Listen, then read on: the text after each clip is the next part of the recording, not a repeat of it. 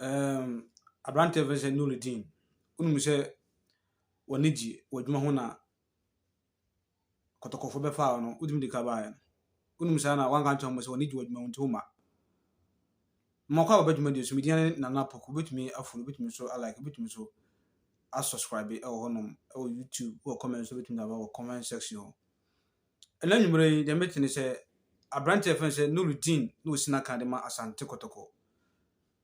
Season etwa mu ya na Abrante ni gina mu esi aka ne makotoko e ho no. Na emise omu breaki e no okọ ne krom se Abrante no wasa nurse e ho no e wo ne krom tamale nti obu ne ketem koye no ene has ebo democracy cup no Abrante na ama omu share pre-season aso Abrante no intimi ma camp na campese why training pu na ase koto company fo ahwe Abrante no enum sa Abrante ne ma ana omotwe krata akoma Abrante ne se so wa ma ombetiki action against him enti em say no ama ebo Abrante ne hu because one kotoko contract akaba se 2 years ansa ne contract no abawie enti wontum se abonu hu na odi medika aba ne kotoko IMC mpanimfo no abetena se na de metene se Abrante no enya de obetumi akoso asi akan de ama Asante Kotoko omo terminate ne contract na se omo party ways mutually sebe ya obetumi akono baby so me kan no se unum se ana de misati bi un se osi na adwuma na wo ende enya de se obegya na adwuma no unum se enya de se obegya wa adwuma na obeye de wo Kotoko saati ma Kotoko ebe for free RTU last season no o ebi manage madwuma ho anaje bia me petan fa me nyanti no ma me ntena me tamale na me nyamadwuma na me sa nyima yi obeye de wo Kotoko so what I say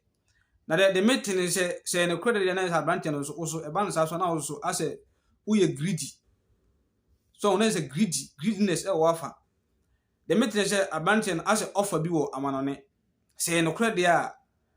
enti opekwan bia so be Kotoko betuma temni the contract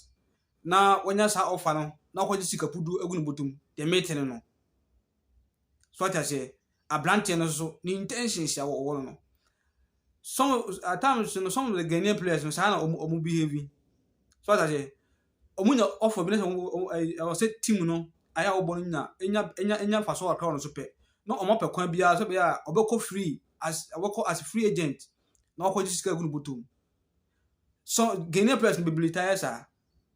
menka so bunyina some etaya inti de we de koya another de met tititi no then say Abrante no so the same ayina na ono so furu so e ban sa so na so onye wanya de no zo be Kotoko be nya faso be furu so wa ko sie nkosi ko da nkoda unum se wadwuma hu hia wa obeye de okumase anso obeye de Asante Kotoko nko mo paw initial na mo paw free baby na wo first na o mintimi ma enti munyai so what I say I feel omo afaw omo tow e de waba ayi chi oka bosumi biara no